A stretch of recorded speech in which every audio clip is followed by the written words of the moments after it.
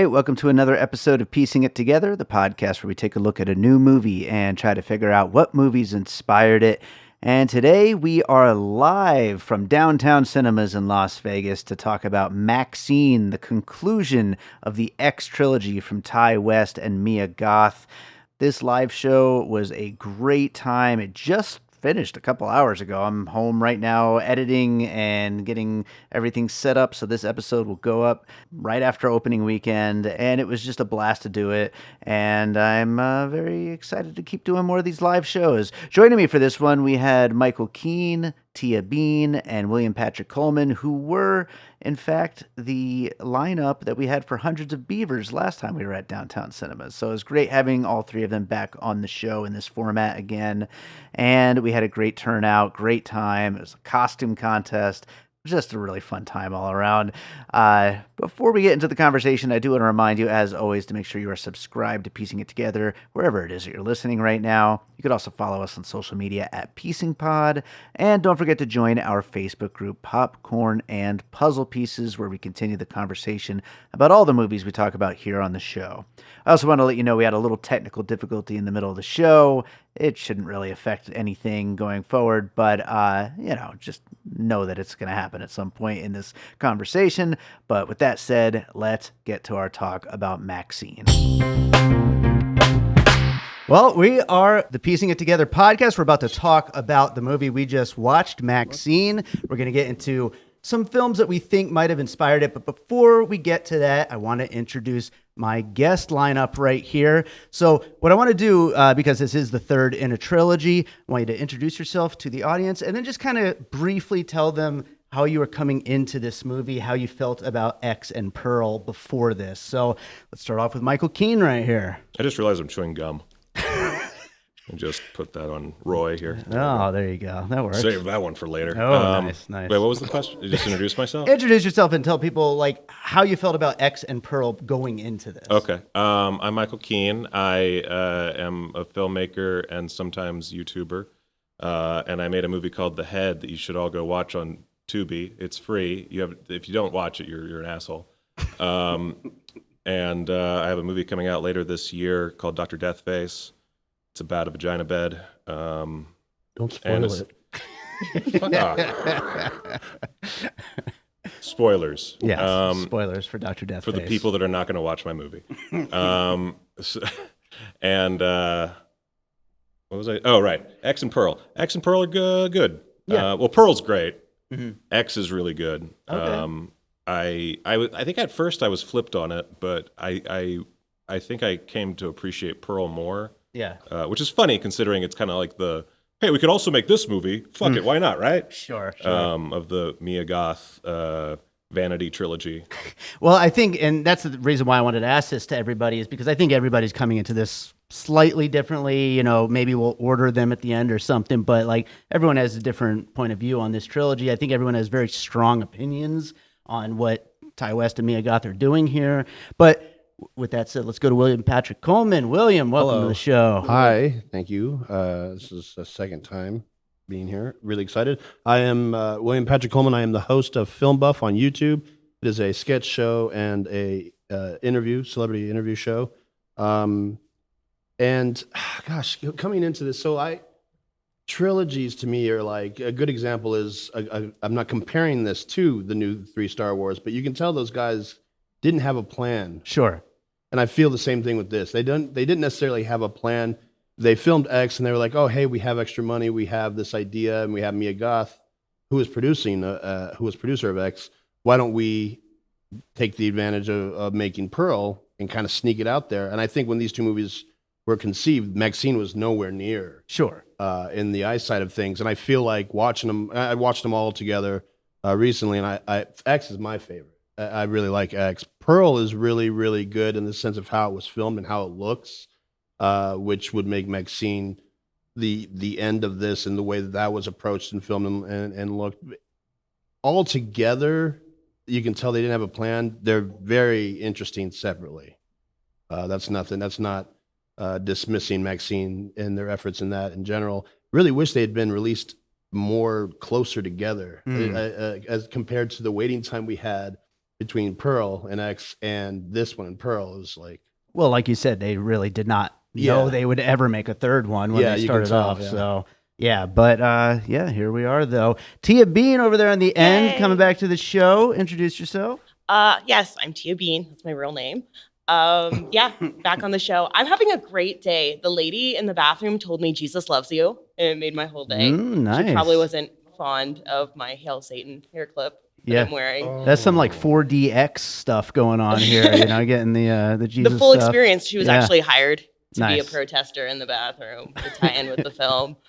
But I'm a horror movie actress wannabe. And I have my own podcast, my weird little podcast. I do a lot of weird stuff. I've definitely lived many lives.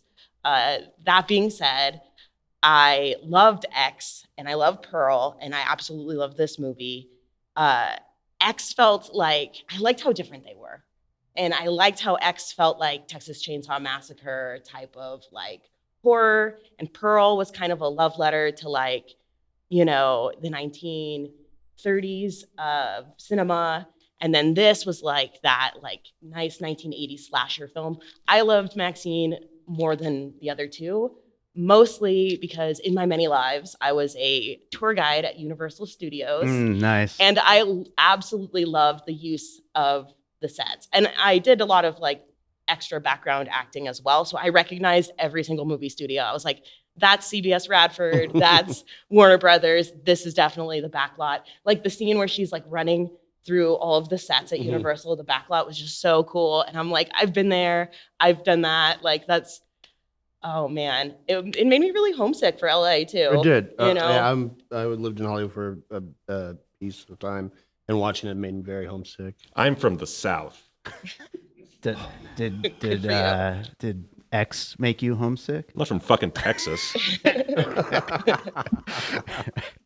I really liked both of the other movies. I really like this one too. I don't love any of them. I feel like they all have like weird flaws to them. I mean, we'll get into some of yeah, that. they're made by Ty West. There you go. That's possibly one of those flaws. But, you know, I really, really enjoy that they're so different from one another and that, you know, like Tia was just saying, that they are specifically homages to these specific eras in filmmaking. And I think that's a really fun way to structure this, even if, like William was saying, it doesn't really feel like they knew that they were going to do that, like from the get-go. And they just kind of like, were like, oh, wouldn't that be cool if we did that? But with that being said, we should start getting into some puzzle pieces here to talk about what we thought of this movie. And for anyone here who's never listened to Piecing It Together before, what we do is we talk about a movie through the lens of what other movies we think might have inspired it. We call those other movies puzzle pieces. And I always like to throw one out just to get the conversation started. And I was going to go with some 80s sleaze. Maybe I'll bring it up later. But I'm going to actually start, especially because these are like new, young Hollywood people making these movies. I'm going with Quentin Tarantino's Once Upon a Time in Hollywood. This is like the horror version of that, basically. This is a mystery set around Hollywood. You're getting this kind of like alternate history of this actress who wasn't there, but you know, we're writing her into the world of movies at that moment in time. All ends, of course, for anyone who's going to listen to this, spoiler alert, but all ends around a big showdown around a pool with lots of fire and gunshots, and like there's a cult on the way, and instead of Manson, we have the Night Stalker. So I mean, there's a lot of Once Upon a Time in Hollywood in here, and honestly, I feel like that's like, you know, obviously that movie's only a few years old, and it was just coming out, I believe. It's the same year as X. Am I 2019 is yeah, so Hollywood, yeah. Yeah, so I mean, it's kind of in the air right now, and I feel like, you know, since Tarantino started like kind of messing with timelines of stuff like that, that's kind of, we're seeing that show up in a lot of other movies too. Yeah. You know, it almost does feel like while they were making or like in the process of releasing X, they saw the trailer for Once Upon a Time in Hollywood and were like, what if we did that with her? And then they saw the movie probably and were like, more or less. Mm-hmm. And I also had Once Upon a Time in Hollywood Me on too. my list. I think we all Yeah, probably we did, did. yeah. That's a given. It was obvious. Yeah. Yeah. So yeah. I That's, wasn't- that's why we start with an obvious one. I wasn't It's good. expecting it to be a critical flaw in this movie. Mhm. I should say I'm going to be the. I hate doing this because I'm always the guy, but I'm going to be the bad guy. I thought this was fine. I thought it was a really good, fun movie. There's nothing wrong with that. I don't have any real like serious negative things to say about it. But I do have a lot of problems that took it from being like fucking MaXXXine to hey, it's MaXXXine. Yeah. And one of those is it really relies on a big twist at the end. Like it's really building up to a big twist, more so than Tarantino's movie. Tarantino's movie isn't really a mystery. Yeah. It's a character piece. Sure. And in that way, it really succeeds because it has a bunch of great fucking characters, shock, and it all leads to a twist that even if you did see it coming, even if you do know it's coming, is still fucking crazy. Right. Like no matter how you look at it, you go back and you're like, this is fucking insane that he did this. Remember when this fucking like you it's like Pearl Harbor. You remember where you were. I wasn't born yet. And this one doesn't have a good twist. I thought that the dad was the red herring the whole time. Oh, 100%. Yeah. And so when it was revealed it was just him, I was like, okay, where's the twist here? Sure. And then there I was so no didn't twist. Get it at all till the end. The only real twist is maybe it was a dream. That's about it. And without good character, not good. It had good characters. Without deep, interesting characters, Sure. minus MaXXXine, and even including her, and without a big good twist, I don't know. It just kind of it ends in a bit of a meh for me, which is a very Ty West thing to do. If you haven't seen a Ty West movie before, they usually end in a bit of a, oh yeah, I guess that was it then. Okay, cool. It's never bad. Well, usually it's never bad, but it's always kind of, okay. And I think what I liked about Pearl Is that it was has a great ending? Yeah, it has a fucking insanely good yeah. ending. And it was the one time where I was like, fucking Ty West fucking nailed it. Love that guy. And he has yet to do that again, which makes me sad. But also, it was nice to see someone get their balls crushed. So That was a good moment for sure. But Absolutely. did you mention a title? what? Did you mention Oh, fuck, shit. Yeah, sorry. I'm sorry. I suck at this podcast. I don't know why I keep saying It's been on so many times, but I'll do a short one since I just went on a tirade. Chinatown. yeah. Nice. Kevin Bacon gets his nose fucked up. Sure. He's already kind of dressed like Jake Gillis, played by Jack Nicholson in Chinatown, directed by Can Do No Wrong Man of the Century, Roman Polanski, and actually who cuts his nose in the movie, if you recall. He looked like a little mousy, ratty motherfucker. And I thought that was a neat little visual reference. Yeah. I also like seeing Kevin Bacon get Oh, before I forget, Super. It reminded me of Super when Kevin Bacon died, because there's that scene in Super where they're attacking Kevin Bacon's house, and there's the one guy who's like, no, I don't want to die this way. And then Ellen Page blows his brains out. Spoilers for Super. Also that. Yeah.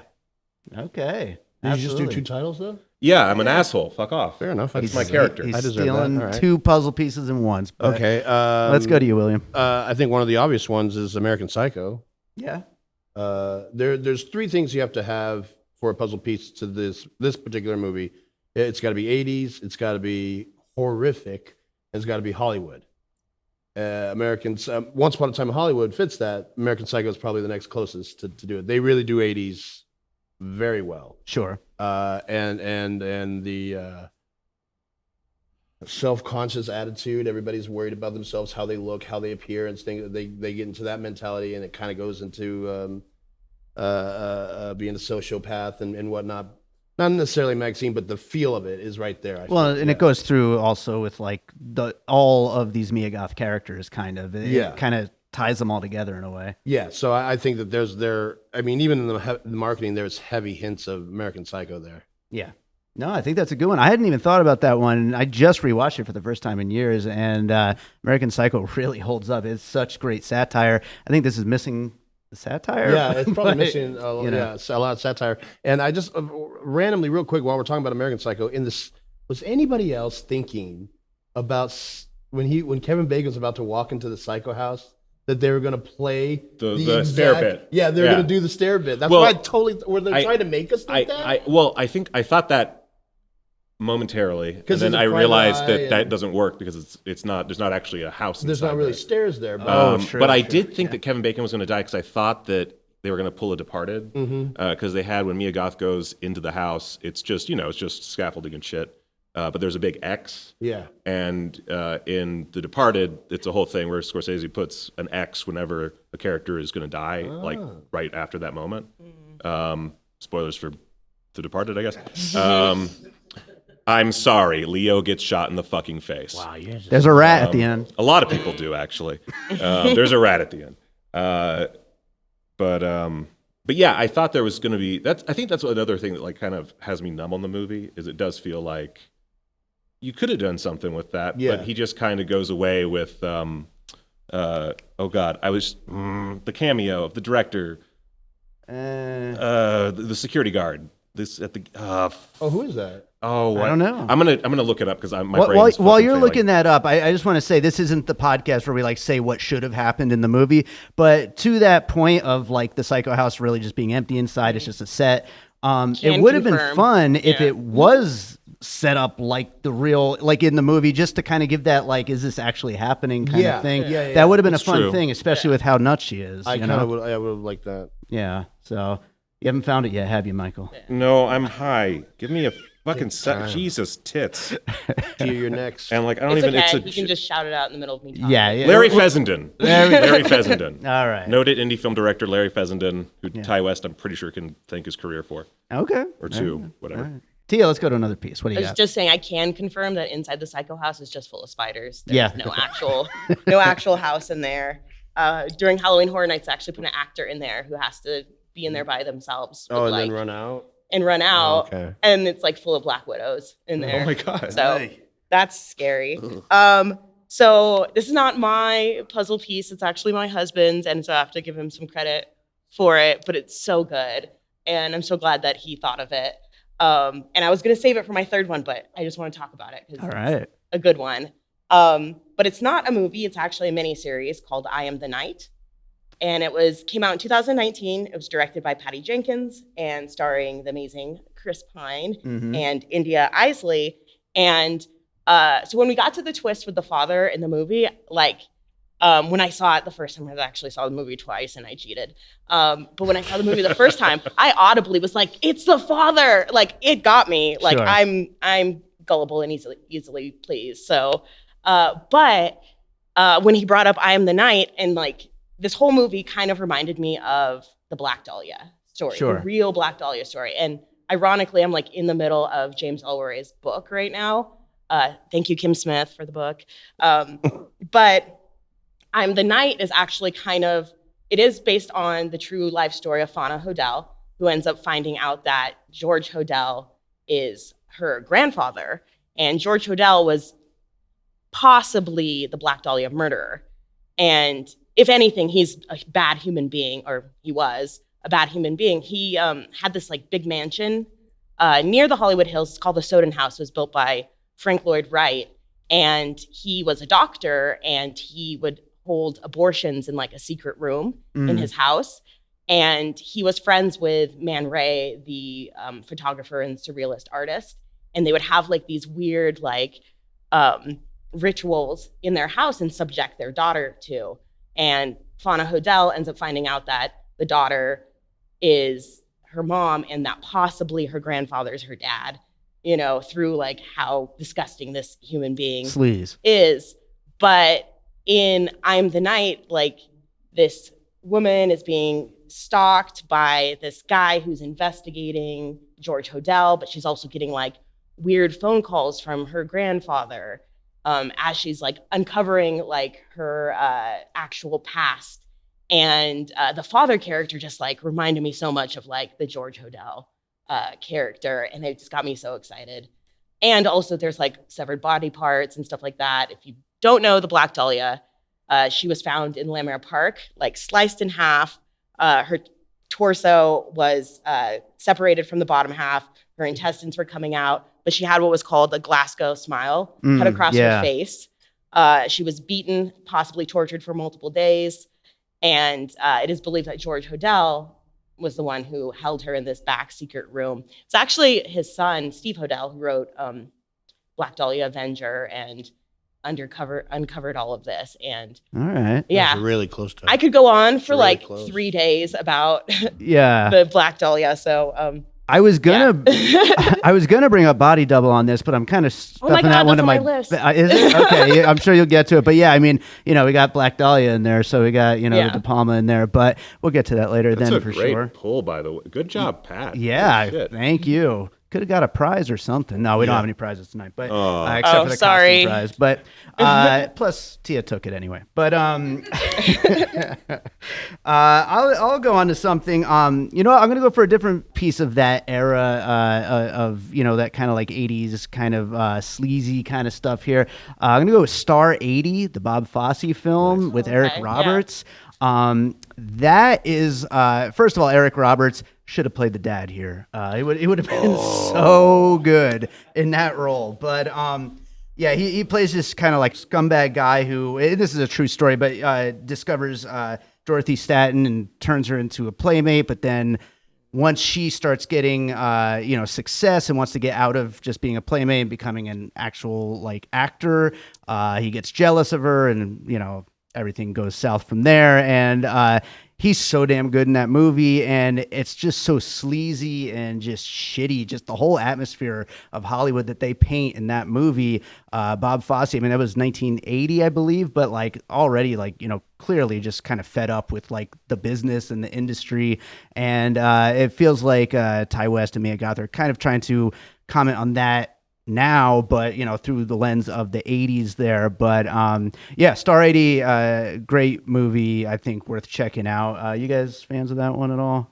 I've never finished Star 80. Really? I'm gonna be honest with you. I'm Yeah. not familiar with it. But Eric Roberts as the dad, Yeah. you were No, all yeah, in yeah, on. yeah. Yeah.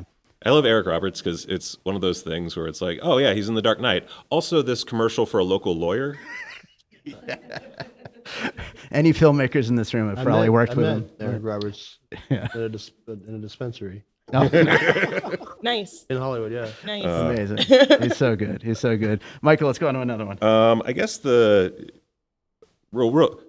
you think of Paris, Texas when he was in the booth? In the booth, yeah. Yeah, that's not really a piece, but Yeah. I mean, add it to it anyway. Yeah, 'Cause, sure.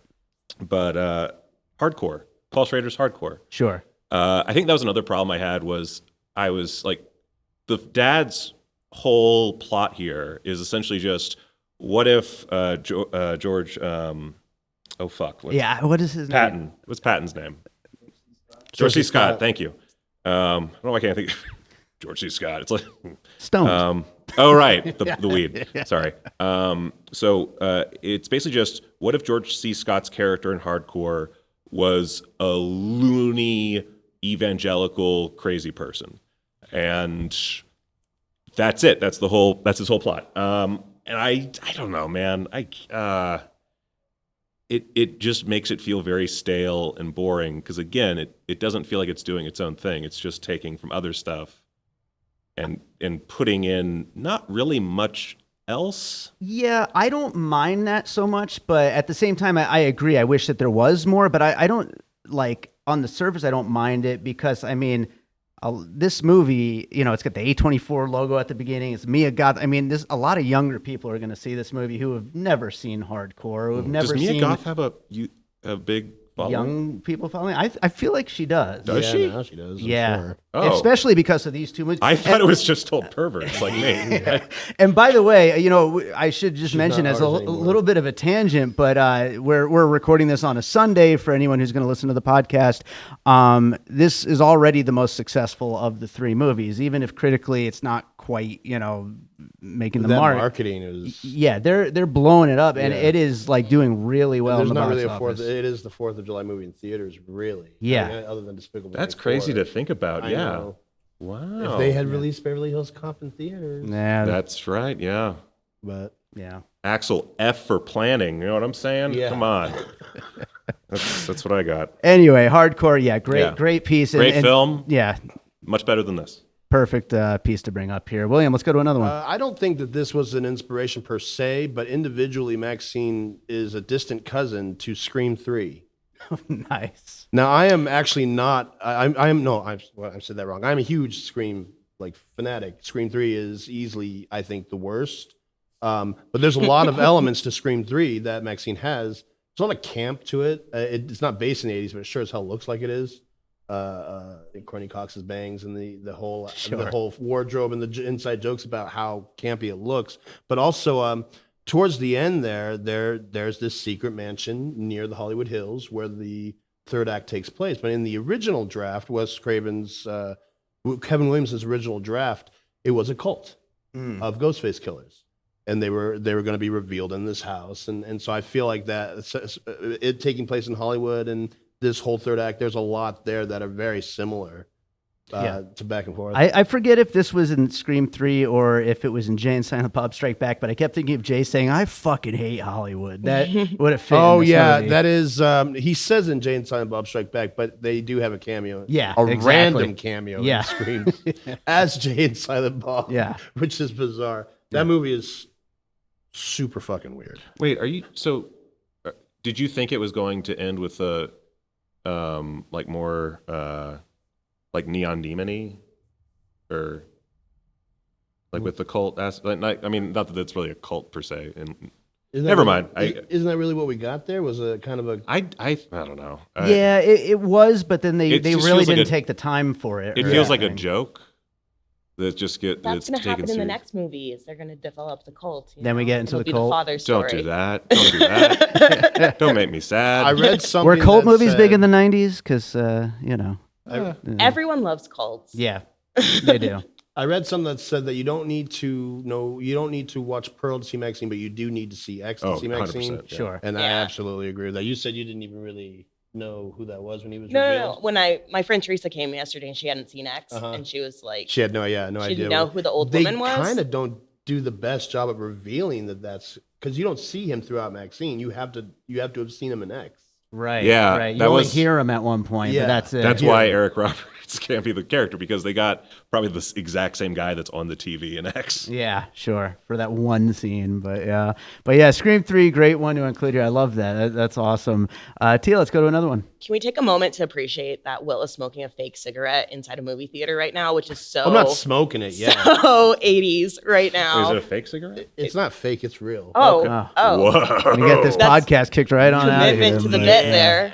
So I was going to mention Body Double, Yeah. which is so great and like campy.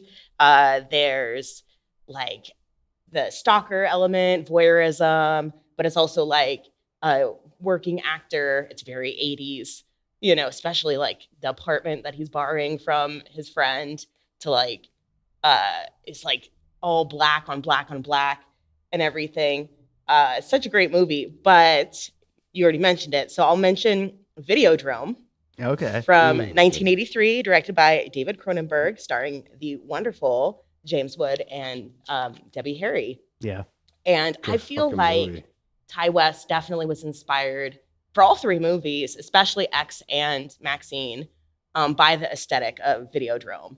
There's a lot of, especially like the small TV that you keep seeing MaXXXine on, is definitely a callback to Videodrome.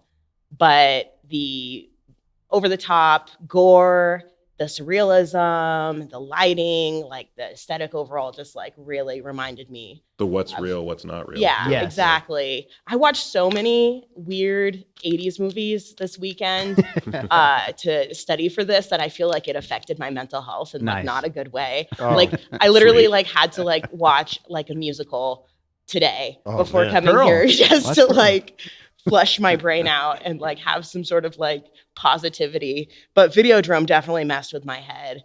And like I didn't know what was going on half the time. And it was like made me physically ill, which was great. But yeah. Right on. It's mine. Yeah. Yeah, like I said, I was thinking about it. I actually just watched it for the first time last week, mainly because I'd heard so many people talk about that movie when the trailer for this came out, and so Body Double. Yeah, and Yeah. it had been on my list to watch for a long time now. I've been trying to get to more De Palma that I haven't seen, but yeah, it's great. It's so You know what's good. weird? That's also one of the and I might be this might be different now because it's been a while since I watched Body Double, but I was kind of disappointed in Body Double when I saw it because I felt like it was too much of Brian De Palma trying to do his own shtick, unlike say like Dressed to Kill, which feels more like someone calling back to his favorites while putting on his own touch. You know what I mean? Interesting. Yeah. Well, I mean, once I see more of them, maybe I'll see, how it kind of. Have you not seen Dressed to Kill? I haven't seen Dressed to Kill. Oh, you got to see Dressed to Kill. I'm sure I do. Very need to see Dressed to problematic. Kill. Very problematic. That's what we want to see. I'll go with one more. I'm going to go with the movie, another fairly recent one. I believe it was 2021. It's called Censor. It's about the video nasty era, and which is obviously referenced here in this movie, but about this woman who her job is to actually do the censoring of these movies that are deemed too violent or explicit or whatever at that moment in time, and they need to be censored. And she gets this one tape that just starts messing with her mind, and it's like hits too close to home, and she's not sure if maybe she was a part of this movie, and she can't really remember, and it's really just messing with her. And so when MaXXXine gets this tape, and it's, obviously we know that it's something that happened in the first movie, but, for her, it just starts becoming this whole thing of like, what do they know? Was anybody there? How could they possibly have this? And it just really starts messing with her. And that's when kind of more of the surreal stuff starts to go down in this movie. It just made me think of that. And, specifically for that era in movie making, when everybody was so scared of violence and what it's going to do to people, and it's going to rot everybody's brains and all that kind of stuff. That's something that movie deals with a lot. And this one, it's kind of going on all around at the same time. That's another one that I was very disappointed with. Really? Yeah. I actually gave that to Zia today. I say gave. I got money for it, but I traded that in today. Yeah. I think it was Vinegar Syndrome put it out. Yeah. I didn't love that movie, but I just thought it was really interesting. Yeah, it is. It is one that also popped up in my head. This is way better than Censor. Censor's a good pull. Right on. Let's go for one more, Michael. What do you got? Oh fuck! I have a huge list of shit. I know. Can I just do like a rapid fire? With Brandon Lee? Just a what? What's going on over there? Well, Neon Demon. You mentioned, yeah. House of the Devil, because this is another. It's the exact same structure, and that's also Ty West. That's Ty West's big movie. Sure. And he did the exact same thing that he did there, making once again a perfectly good movie. Breaking Bad, because of what her lawyer does, and it's Giancarlo Esposito. He's the best part of the movie. Yeah, he really. Yeah, he is the. I agree. He is he was MVP. The secret. He was a secret MVP in this one. Yeah. Lost Highway because of the camera shot. Okay. Yeah. And Sleepaway Camp because of Lily Collins' scream O face. Which of course has a freeze frame at the end of The Puritan. Sure. Sleepaway Camp. Yeah. And then finally Terrifier 2. Because one thing that I think this movie did very well that I fucking hated in Terrifier 2 was it had very over-the-top extreme gore that could very easily just feel like it's trying too hard. But I think that for all of his faults, Ty West does a really great job of including just enough like gruesomeness in those kills without it feeling just like too much. Whereas in Terrifier 2, I don't know if y'all saw Terrifier 2. Oh wait, no, of course you saw Terrifier 2. Oh, I saw What it. did I actually haven't You seen did? it yet. No, I have not seen that movie. Oh, okay. I'm disappointed. Well, there's a scene where it's like 10 straight fucking minutes of the clown guy killing this young woman, and it's basically him just like prolonging the process. And they even like come back to it, and the gag is, man, we're really killing the shit out of this chick, right? And it just kind of feels, I don't know, gross in the wrong way, gross in the, is that the best you can do? Like, don't you have anything else to show for yourself way? And it doesn't. It's just that. And here, it's very much, we're going to very carefully lay this in with like the best shots from each scene. And I can't remember his name, but the gay best friend. Mm-hmm. When he dies, that was the scene where I was like, this is like Terrifier 2, but good, because it felt fucking brutal as shit. And it's only, I don't know, 15 seconds, maybe. Maybe a little bit longer because there's like some music shit. But, Sure. Yeah, I do appreciate, to end it on a positive note, I appreciate that Ty West is really good at gore. I'm not saying this is a good thing or a bad thing. Either way, I haven't really decided quite yet. We just watched the movie, obviously, but I was surprised that there wasn't more gore and more sex and nudity. The sex and nudity, too, I was expecting. I was really hoping that coming into this, I would be disappointed in myself for not watching more porn on the way in. I've Porn just been pieces. busy, you know. Yeah. They've been sitting on the shelf. And all we really get is that clip from behind the green door, puzzle piece. Which was, I was really hoping when MaXXXine was announced that we were going to get her porn career. I was really, not because I want to see her fuck. I've seen Mia Goth fuck. Everybody's seen that. But because that seems like a more interesting story to me than a rehash of a bunch of other movies that Ty West has seen. But he's great at gore. Positive. Got to get the positive in there. William, let's go to one more. Okay, I'm gonna slip in two, but I'll make it quick. Okay. You guys Don't make me look like an asshole. You guys just Go on a said- fucking you said monologue. Like Monologue. I said like 10 of them. You guys were mentioning Brian De Palma and clearly Blowout. I feel Yeah. there was some blowout there, but you guys were mentioning De Palma's other stuff. Like maybe it's just a movie that I mean, it definitely De Palma is heavily inspired. was heavily inspired by De Palma. Okay. In general. In the and I even was to so the, proud of myself to have Blowout, and you guys fucking said like 3 other fucking. I thought titles there'd be here. like Giallo influences, but it's really just Giallo through Brian De Palma because that was his big influence. Sure. Yeah, it does feel like but I think those two, Dress to Kill and Body Double, are definitely like the big boys in this sense. Like I didn't feel a lot of Raising. Actually, I did feel a little bit of Raising Cane, but not a lot of Raising Cane. Kane. And then one that I'm pretty proud of is Summer of Sam. Nobody said Summer of Sam. Yeah. Which That is the same definitely. idea. Is it? I mean, the reveal of Son of Sam is still the same. Everything Yeah. is factual there, but the stories based around it are fictional. Yeah. So I kind of this same idea. I thought Yeah, no, that's actually a really good one to include. I mean, Summer of Sam, Spike Lee, Summer of Sam. Everybody, Yeah. 99. Yeah, there was a shitty Naomi Watts movie that was kind of like that too, but I can't remember its name. I don't remember. That's the better one. So Yeah. Summer of Sam. Tia, one more from you. Okay, if I have to pick one last one, I'm going to go with 8mm. Oh, Sure. Joel Yeah. Schumacher. very nice. 1999, starring a very babied Joaquin Phoenix and the love of my life, Nicolas Cage. Yeah. But I felt like this movie was like a reverse 8mm because like 8mm would have been like Kevin Bacon's character, I guess, in this movie, where he's kind of looking for the seedy people, you know, and I don't know. There was like also a lot of like themes of like what is happening underground and everything. Are you guys even listening? Yes. 8mm underground. Yes, I know. 99. It's all It's like good. Joaquin opposite. Phoenix. We're multitasking, We're Tia. on- It's fine. We've seen the movie. Yes, yeah. But no, yeah, I don't know. I felt like that. That's a good one. That's actually a really good It's one. a really good one. I like what you're saying about how it's like kind of that in reverse, and I think that definitely that fits with the way MaXXXine is pulled, the way we're pulled back into MaXXXine's story here. So I think that's a great one to include on the list. So Cool. yeah, I forgot how closely actually that actually is a very good pull because I didn't think about how close it is. Yeah. I thought about 8mm, but I was like, I don't know how close. Yeah, that's good. it's definitely there. I think for sure. Let's open it up to the floor for a little bit here. Does anybody have any puzzle pieces that they thought of that they want to add to the list? We got one right up there.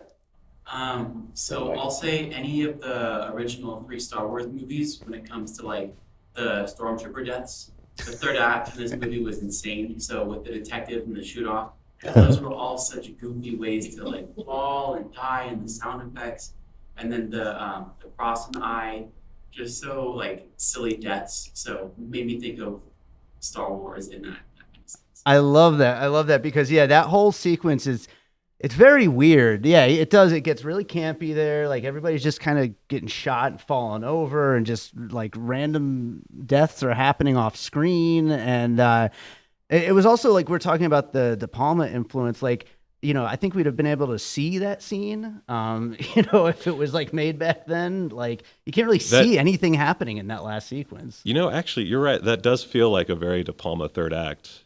Yeah, But also the Star Wars thing. Yeah. But yeah, I'm still high. I'm sorry. yeah, but I like that. That's really good. We got another one right there. Well, first of all, MaXXXine has a totally Sissy Spacek vibe when she's at the premiere. I'm just waiting for some pig's blood. Sure. Oh, yeah. He's Nice. waving and looking so pristine. But there's actually a direct quote from the female cop when she's leaving before she gets her eye stabbed. A Clarice Starling piece right there. She says exactly the same line. She says, "Stay right here, backup is on the way." So that gave me that vibe when she was running off to go get help. Okay. Oh, All right. wow. I those are really great ones, and I especially the Carrie. Like that is a really great one to include there. If anybody else has any, you can come here, little buddy. I would say both Pee-wee's Big Adventure and the Moonwalker movie. Ooh. Because of all the yeah. behind the scenes, Yeah. Wait, explain the Pee-wee's thing to me. because Pee-wee went through the Godzilla movie with his bike and he Oh yeah. Going through like the whole Universal the Hollywood Studios aspect lot of, and all that the Hollywood stuff. aspect of Pee-wee's Big Adventure. Yeah. all the, Yeah. backlot stuff. Absolutely. I love that. Moonwalker, good Moonwalker. Yeah. Good. call. And man. Moonwalker Good is call. so Like damn that. good. I had I'm- Purple Rain on my list too, which there I you felt go. That's really good. Yeah. in that Absolutely. vibe as well. Right on. Jerry, you can just talk in your hand normal up there? voice. I also was thinking about Star Wars. I thought that was because of the white and then they're all just terrible shots and getting shot so good. I also think I heard a Wilhelm scream, which iconic. That's always gonna make me think of Star Wars. And then I had two, but they're just more for like visuals than anything else, which was The Ring. When she's first putting in the VHS, she's really close to the screen, and there's just something about it that reminded me of The Ring. Sure. And then the guy who tries to assault her with the knife and then totally gets his testicles squished, he's clearly dressed like he just watched A Clockwork Orange and said, "I'm gonna do that tonight."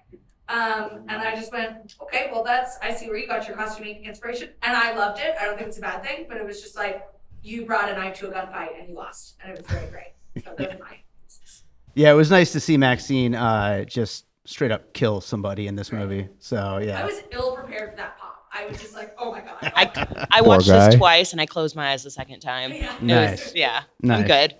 Oh, it's just like in Community, pop, pop. Do we have any others up there? We got one right up there. Pretty Woman, Pretty Woman. because but not really for the movie, but mostly just the visual aesthetic of like dirty fucking Hollywood. Yeah. And, like you see the nice part with Richard Gere, like the Yeah. executive and all that shit, and then her like being the badass and just walking in, like Yeah. mostly just like the visual. I like that. I like when Hollywood movies really accept the dirty look of Hollywood. Hmm. It's fucking gross. I love it. It's a fucking gross I love place. it. Yeah. It's wonderful. It's a magic dreamland. but it's Wonderful. fucking disgusting. Absolutely. And that goes in with the Star 80 piece that I brought up earlier. But yeah, I think that's a good place to wrap up, Maxie. We got a lot of really good stuff there. But yeah, let's get into some closing thoughts here. Michael, anything you want to mention we didn't quite talk about here? No, I thought it was good. Yeah, I don't know, man. Yeah. I saw one of my friends say it was the best movie of the year, and I'm like, yo, Furiosa just came out, dog. Yeah. You gotta. No. Yeah. But yeah, I mean, I've seen a few people say it was like the best of the trilogy and that they loved it and it was one of their favorites. And I think awesome. I wish I thought the same. Well, I mean, to that point, just really quick, I've seen a lot of people say it's the worst movie of the year, which Oh, I don't that's get. insane. I don't get that either. That I is could verifiably insane. Yeah, I could see being a little disappointed, maybe, but like it's a fun movie. Yeah, it just was shits you the know. bed in the third act. A lot of movies do that, and they're fun. They're fine. Yeah. Wow. William, let's go to you. The marketing is great in this movie. I find it bizarre the release date for it, considering you can't really see anything that happens in this movie, and when you do, it's grimy or overly bloody or whatever. As a movie separate, it's great. When you place it in with as the three of them, the end of the three of them, it doesn't have anything to do with Pearl, and that really bothers me for some reason. Not that it's a bad movie. It's I a fine movie separately, but together it's a weird flow. And I'll probably reflect back on it more fondly and like it more and appreciate it more. But again, separately, it's fine. You'll find that this is just like the Three Colors trilogy in the sense that it just kind of fucks off for a bit. What, red, and comes white, back, and but it blue? thematically, yeah. It's Whoa. Uh-oh. Are we getting kicked out? wait. Okay, Tia, quick. I loved it. Best movie of the year. What? Really? You just Hell said yeah. you love Late Night with the Devil. I did love Late Night with the Devil, but But more? Oh, this no, is I'm better just than kidding. Late Night with I'm the just Devil. kidding. No, I loved Late Night with the Devil very much. So, but yeah, no, I loved this movie. I thought it was great. I love seeing Hollywood. I love seeing the Universal backlot. Like I The said, Universal being a big part of the story. I is related great. so much to MaXXXine in so many ways that made me really think about myself. Yeah. But yeah, no, I loved it. Right. That's all I on. have to say. All right, sorry about that, everybody. So, everybody, I want you to get a chance to plug whatever you got going on. So, Michael, what's going on? As I said, I got a movie called Dr. Deathface coming out at some point. And The Head is on Blu-ray, courtesy of TerrorVision. Look it up. And also available on Tubi. So you don't have to give me any money to watch it. As a true artist, I believe that is my path in life. So look that up, themanateeparty.com or manateepartyfilms.com. Is there a the in the URL? Well, so we have it so that the Manatee Party redirects Oh, to good, manateepartyfilms.com. I just wanted Because to make the Manatee Party seems easier to remember, but also I don't know how to say it yet, and I got more high because I'm bad at this podcast. You are doing great. I'm always happy to have you here. William, tell people where they can find you. Well, Film Buff is on every single platform. It's on YouTube. We're on Spotify even. We're on Instagram. We're on Facebook. You can look up Film Buff or Film Buff's show. Again, we do everything from sketches to celebrity interviews. We've interviewed people from Dave Sheridan, director Alex Proyas, to comedian Rick Overton and on some. But yeah, that's how you can find me on everything, Film Buff or Film Buff Show. Awesome. Tia, how about you? You can find My Weird Little Podcast, which is the title of the podcast, My Weird Little Podcast, wherever you find podcasts. We actually do an episode on The Night Stalker, if you're interested in that. Nice. And I talk about other serial killers, cryptids, paranormal stuff, Dr. Quinn, Medicine Woman. And like I said, it's weird. And so yeah, like listen, hopefully I'll come out with other episodes later this year, but I have a long hundreds of episodes. Well, not hundreds, about 100 episodes in archive. So yeah, look that up. Other than that, I don't have really anything going on. So cast me in your horror movie. I Want to Die on Screen. Okay. So if you're a filmmaker out there listening, you know where to find me. Hell yeah. Hell yeah. And everybody, we will be back here at Downtown Cinemas very soon. We're still confirming all that, but we'll also be up at Maya Cinemas for Deadpool and Wolverine in July, and then Alien Romulus in August, and Beetlejuice in September. So we got a bunch of live shows coming up. Very cool. And thank you so much for being here. Thank you. Thank you. Hi, this is Wax Trax Records here on 2909 South Decatur. We buy all your old 45s, your old albums, any type of music memorabilia. Also, we sell music memorabilia, albums, CDs, and a lot. Come on down to Wax Trax, 2909 South Decatur, or give me a call at 702-362-4300. Thank you very much. All right, so I hope you enjoyed that conversation about MaXXXine live from Downtown Cinemas. Thanks so much to Downtown Cinemas for having us out. Thank you to Michael Keene, Tia Bean, and William-Patrick Coleman for joining me. Thanks to everybody who showed up to the show. Thanks to everybody who dressed up for the show. It was so hot in those leather pants, guys. I don't know how I survived. We were in a heat wave. We had record 120-degree heat in Las Vegas yesterday, and I was in leather pants. Unbelievable. Thank you to everybody who showed up. Thank you to you for listening. If you're enjoying piecing it together, make sure you are subscribed wherever it is that you're listening. We got a lot of episodes on the way right now. I've got the next 4 episodes all in the can, ready to go. They are going to post one after another over the next couple weeks. But we'll also be recording a bunch more episodes in the coming weeks. And we'll also be announcing another live show at Downtown Cinemas very soon. And like I said during the episode, we do have some more live shows coming up at Maya Cinemas. So check the show notes, check piecingpod.com for all the details on that. And yeah, thanks so much for being out there, everybody. If you're enjoying piecing it together, I'd love to hear from you. You can either join our Facebook group, Popcorn and Puzzle Pieces. You can contact me on social media at PiecingPod. Let me know what puzzle pieces you think of for the episode, or maybe you even want to be on an episode sometime. Just get in touch. I love hearing from my listeners, so it's always welcome. And yeah, that does it for today. Let's close this out with a piece of music like I always do. I wanted to go with something that kind of, fits the bill for both the kind of 80s Hollywood thing and something that's kind of MaXXXine and her whole drive for stardom and all that. And I was trying to think of a good track that would fit that from my albums of instrumental music. I think the closest thing I came up with is this track called Inside of Us All from my first album, Echoes in the Dark. This came out in 2013, I think. It's my first album, but I've always loved this track, and I feel like it fits pretty well with that.